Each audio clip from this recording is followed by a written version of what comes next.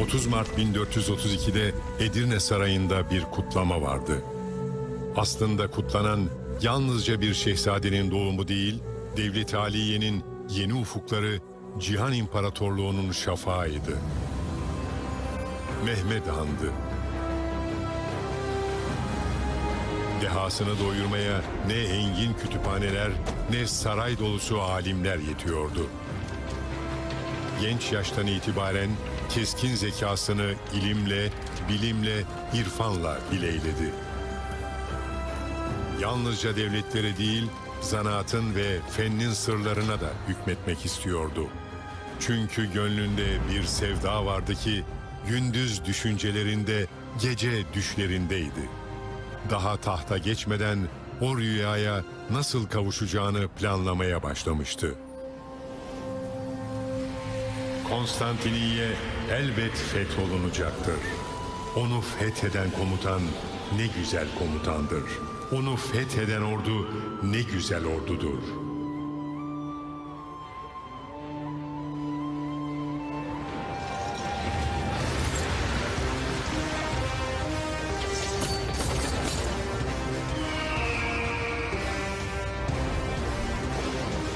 Konstantiniye, Doğu Roma İmparatorluğu'nun en değerli mücevheri. İhtişamın ve kudretin yeryüzündeki tahtı. Güzelliği eşsizdi. Konumu ve hükmü paha biçilemezdi. Dünyanın kalbi onun tepelerinde atıyordu. Ona sahip olmak için ödenecek hiçbir bedel büyük değildi.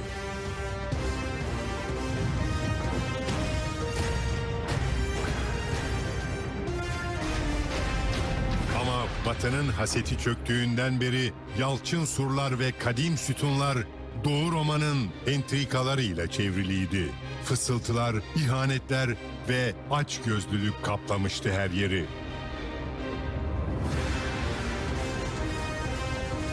Asırlar önce İmparator Konstantin yükseltmişti bu efsunlu şehri. Zaman sanki bu duvarların içinden akıp gitmemiş, medeniyeti, ilmi, tarihi, görkemi kendi elleriyle taşlarına işlemişti. Ama yoz hırslar ve bitmeyen çatışmalar aşılmaz duvarları çatırdatıyordu.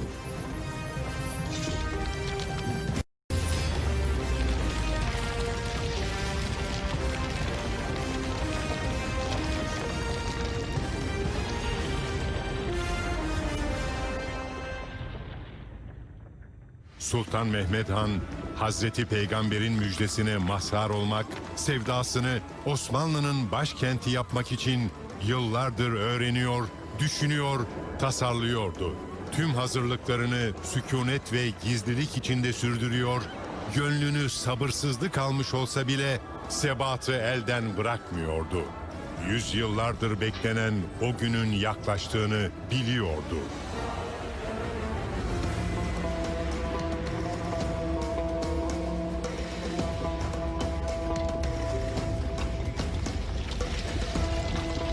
İkmal yollarını kesmek ve düşman askerlerinin moralini alt üst etmek için 139 gün gibi kısa bir sürede Rumeli Hisarı'nı inşa ettirdi genç deha. Bizans'ın boğazını kavramak, onu nefessiz bırakmak istiyordu.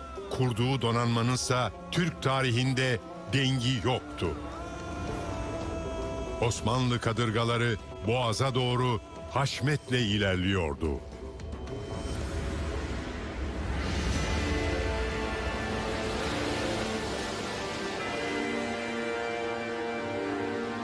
Bizans'ın kara zinciriyle hapsettiği Halic'in dalgaları öfkeyle kabarıyordu. Ama fethin başarıya ulaşması için o dalgaları da dizginlemek gerekiyordu. Biliyordu ki Sultan Mehmed Han hırçın suları aşarsa şehrin kapıları biraz daha aralanacaktı. Zinciri, Rum ateşi, muharebe taktikleri ve askerlerinin tecrübesiyle Bizans deryada yaman hasımdı. Çetin deniz harplerinde nice Levent, toprağa kavuşamadan şehadet makamına ulaşacaktı. Bir gün şu dünyadan göçüp giderse, bir gün şu dünyadan göçüp giderse, ağlama. Ama gaza yolunda ölmek var, dönmek yoktu. Benim elimle fethi takdir edilmişse Konstantiniye'nin, kalesi burcu saf demirden de olsa öfke ve kahır ateşiyle eritip mum gibi yumuşatırım.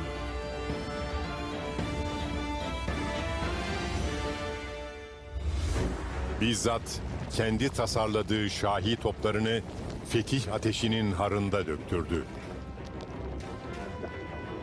Mühendisliğin ve fennin o zamanki sınırlarını zorlayan şahi topları yalnızca benzersiz silahlar değil, adeta birer sanat eseriydi. Şimdi yıkılmaz sanılan duvarları sınamanın zamanı gelmişti.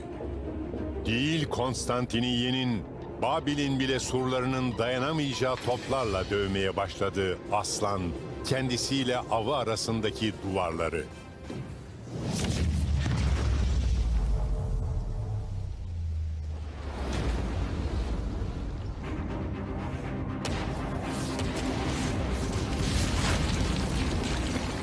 O güne değin görülmemiş büyüklükteki gülleler yalnızca taşları ve duvarları değil, ruhları bile sarsıyordu.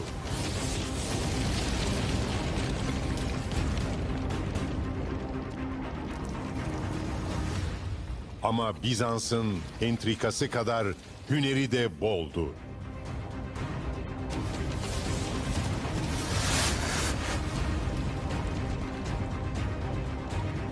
Düşman dalga dalga hücumlara dayanıyor, Haliç'te geçit vermiyor, duvarlarda oluşan hasarı sabaha kadar tamir ediyordu. Ateş toprağı, su demiri, geceler günleri yuttu. Fetih hala nasip olmamış, orduda ve kurmayda endişe peyda olmuştu. Askerler arasında geri dönelim sesleri yükseliyor, fethe olan inanç azalıyordu. 20 Nisan 1453 günü Akşemseddin'in mübarek elinden çıkan bir mektup, amansız bir kasırganın içinden süzülen ince bir meltem gibi Sultan Mehmed Han'a ulaştı. Şimdi yumuşaklık ve merhamet gerekmez. Bu hususta kusurlu görülenler, fethe muhalif olanlar tespit edilip görevden azil dahil gereken en şiddetli ceza ile cezalandırılmalıdır. Sonuçta Allah'ın yardımıyla biz burada utanan ve gücenen değil, ferahlayan, mansur ve muzaffer olarak dönen oluruz. Neticede başarı Allah'tandır. Ama elden gelen bütün gayret sarf edilmelidir. Allah Resulü ve ashabının sünneti budur. Bu söylediklerim size boş söz gelmesin. Söylediklerim tamamen sizi sevdiğimdendir.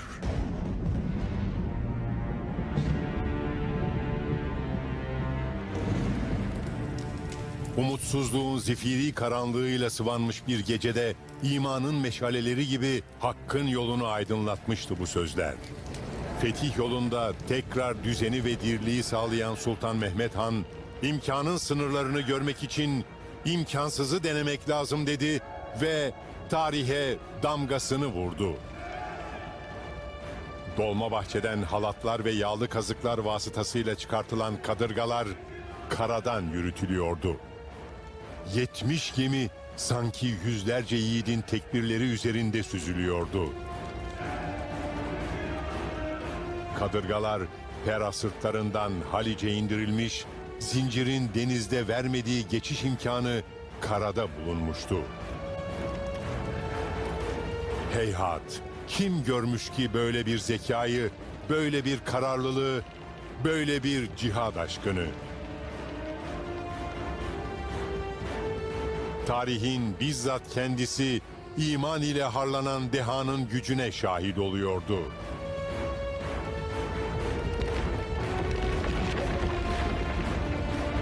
Bizans'ın dehşet ve hayret dolu gözleri bir gecede bina edilen ateş kulelerine de inanamıyordu.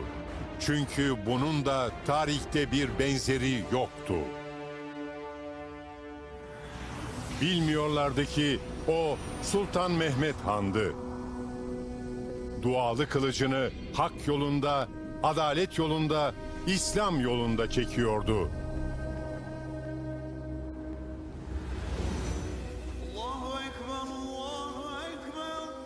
Ordugahta okunan ezan 29 Mayıs 1453'ün ilk ışıklarıyla birlikte semayı dolduruyordu. Sultan Mehmet Han sabah namazını kılmak için askerle saf tuttu.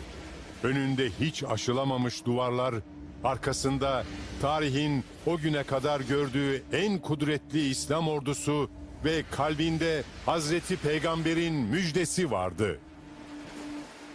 Engin burçlarda İslam'ın sancağı ebediyete kadar dalgalansın, Konstantiniyye'nin fatihi olmak nasip olsun diye niyaz etti Allahü Teala'dan. Binlerce alın secdeye beraber değdi, binlerce yiğit bayramlaşırcasına helalleşti, binlerce gönül bir olup dua etti. Nasrun minallahi ve fethun garib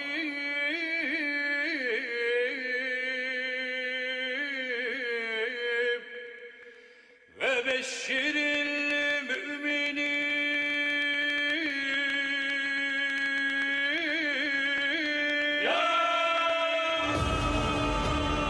O gazi ve mücahitlerin sultanı Mehmet Han.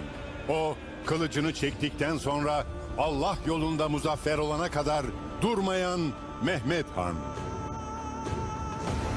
Zafer ateşiyle ufuğu aydınlatan gözlerini dikti surlara. Doğu Roma İmparatorluğu'nun 800 yıldır bekleyen kıyameti artık kopacaktı. Fetih coşkusuyla şahlanmıştı bir kere Yavuz Osmanlı ordusu.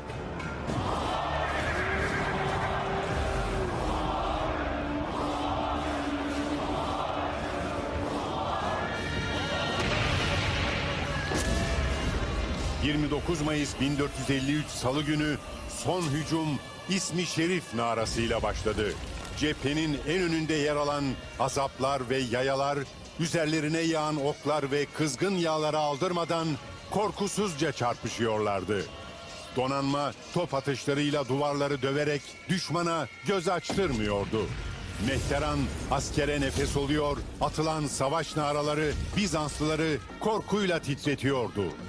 Arslanların kükreyişini bastırmak için şehirdeki tüm çanlar çalınıyordu ama nafile. Gülbanklar korku mızrakları gibi saplanıyordu düşmanın böğrüne. Şehrin surlarındaki mücadele amansızdı. Ama bu er meydanıydı. Bu Türk'ün öz yurduydu. Türk askeri elinde kılıç, göğsünde iman, mahşeri yararak zafere doğru ilerliyordu. Şahi topları taşları toza çevirirken yorgun burçlar pes etti ve surdaki ilk gedikler açıldı. Bir yiğit kızılca kıyamet arasından sıyrıldı. Onun eliyle İslam'ın sancağı asırlar öncesinde buyurulan makama ulaşacaktı nihayet. Canavarın kalbine son darbeyi vurmak ona nasip olacaktı. Ulubatlı Hasan'a. Kim dikildiyse karşısına bir solukta yıktı geçti.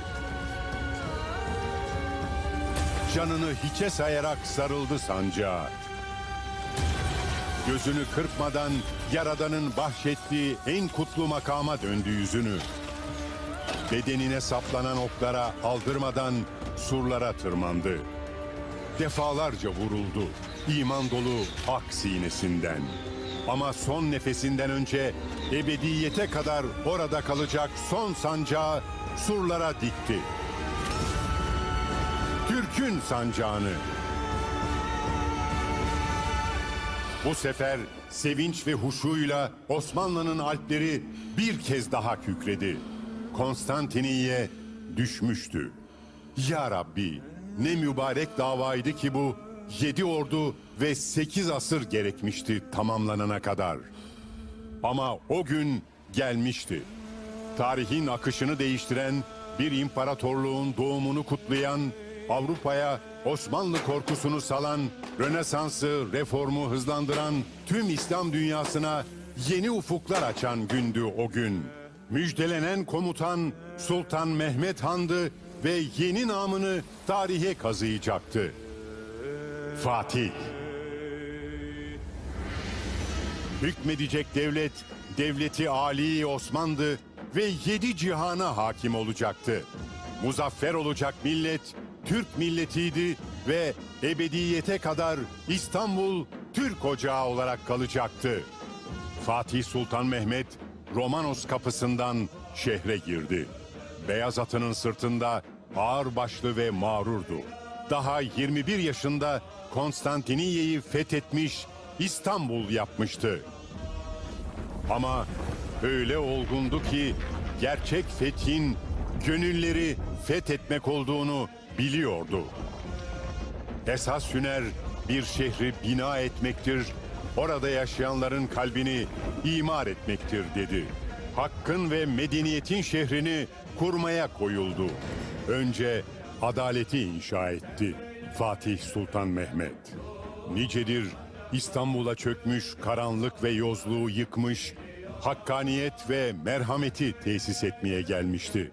Korku ve umutsuzluk içinde ölümü bekleyen Bizanslıların karşısına geçti ve onlara seslendi. Bundan böyle canınız da malınız da İslam ordusuna emanettir. Hanelere hekimler ve kadılar göndererek yaralılara ve ihtiyaç sahiplerine yardım etti. Fatih nesillerdir Türk'ü canavar bilenlerin dahi kalplerini fethetmişti.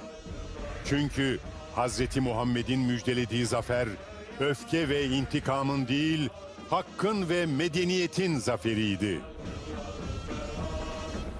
Onun merhameti ve maharetinin rivayetleri tüm dünyaya yayılırken, İslam'ın izzeti de İstanbul'un dört bir köşesini nurlandırıyordu.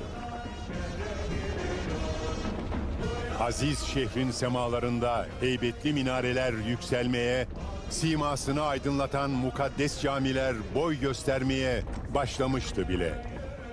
İslam uygarlığının yeni kalbini ilim ve irfanla bezeyecek külliyeler, camiler, medreseler, mektepler inşa ediliyordu.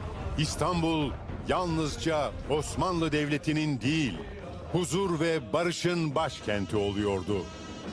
Fatih Sultan Mehmet Hansa 7 cihan üzerine bir güneş gibi doğuyordu.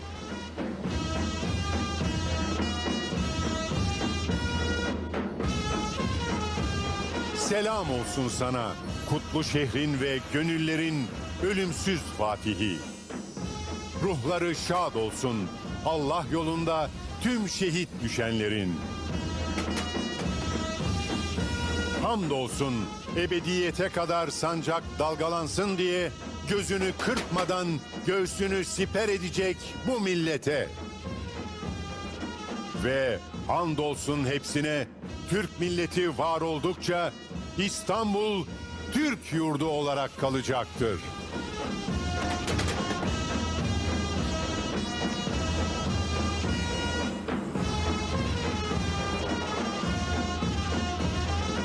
İstanbul'un fethinin 567. yılı kutlu olsun.